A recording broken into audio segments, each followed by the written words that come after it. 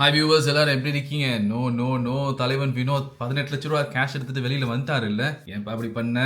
உனக்கு தாப்பா ஓட்டிங் அதிகம். ஓட்டிங்ல வந்து டாப்ல இருந்த மனுஷன் கண்டிப்பா உள்ள நிறைய விஷயங்களை மேனிபுலேட் பண்ணிருப்பாங்க. அந்த போன எக்ஸ் கண்டஸ்டன்ஸ் இருக்காங்களே, வாய வச்சுக்கிட்டு சும்மாவே இல்ல அவனுங்க. அதை இதை சொல்லி வெள்ளவங்கள அப்படி பேசுறாங்க, இப்படி பேசுறாங்க, உங்களுக்கு அந்த மாதிரி இருந்துச்சு, உங்களை விட நான் அப்படின்னு சொல்லிட்டு எல்லாத்தையுமே மேனிபுலேட் பண்ணி கடைசியா நல்லா ஆடிட்டு இருந்த மனுஷன், டிசர்வ்டான மனுஷன். உண்மைக்குமே வந்து அந்த 50 லேக்ஸ்ங்கிறது இன்னொரு விஷயங்க. அதுக்கு மேல அந்த மனுஷன் போட்ட எஃபர்ட்டா இருக்கட்டும், எவ்வளவு ஹானஸ்டா அந்த ஃப்ரெண்ட்ஷிப்பா இருக்கட்டும், டைமிங் சென்ஸா இருக்கட்டும், whatever எதுவா இருந்தாலுமே அந்த மனுஷன் வந்து பாட்டம் ஆஃப் த ஹார்ட்ல இருந்து நிறைய விஷயங்கள் பண்ணதை பார்க்க வேண்டியிருந்துச்சு. ஈவன் கோவமா இருந்தது கூட அப்படித்தான் காட்டினாங்க. எல்லாமே அப்படிதான் இருந்துச்சு. ஆனா உள்ள வந்தவனுங்க எல்லாத்தையும் மேனிபுலேட் பண்ணி நம்ம வினோத்துக்கு டைட்டில் கிடைக்காம பண்ணிட்டாங்களே. சீரியஸா எனக்கு ரொம்பவே கவலையா இருக்கு. Vinod deserved, well deserved person, well deserved character, well deserved human being. கண்டிப்பா கிடைச்சிருக்கணும். ஏன்னா ஆல்ரெடி வந்து டஃபஸ்ட் கண்டஸ்டன்ட் எல்லாமே வெளில போயாச்சு. இருந்த இந்த மனுஷனை வந்து ஒரு மாதிரி ஏதாச்சும் பேசியிருப்பானுங்க, கண்டிப்பா ஏதாச்சும் பண்ணிருப்பானுங்க. மச்சான் அப்படித்தான் சொல்லி கடைசி அந்த மனுஷனுக்கு வந்து 18 லட்ச ரூபாய் வெளில அனுப்பி விட்டானுங்க.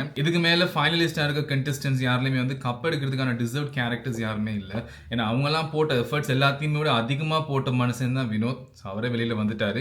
சீரியஸா இது ரொம்ப கவலையான விஷயம். நிஜமா இந்த மனுஷன் வெளியில வந்து பார்க்கும்போது தான் தெரிஞ்சிருக்கும் இருந்திருக்கலாம் ஏன்னு சொல்லி. காசுக்கு அடுத்த விஷயமா வந்து அந்த winning title at same time ரெண்டும் சேர்ந்து கிடைச்சிருக்கும் போது இன்னும் ரொம்ப சந்தோஷமா இருந்திருக்கும். எல்லாருமே அதை ரொம்ப செலிப்ரேட் பண்ணியிருந்திருப்பாங்க. ஸோ வினோத் மிஸ் பண்ணிட்டாங்க. வினோத் மிஸ் பண்ணிட்டாங்கன்னு சொன்னா ஆப்வியஸ்லி அவங்க மேல மிஸ்டேக் சொல்ல முடியாது. உள்ள வந்தவங்க பண்ண தில்லுமுள்ள இருந்த மாதிரி.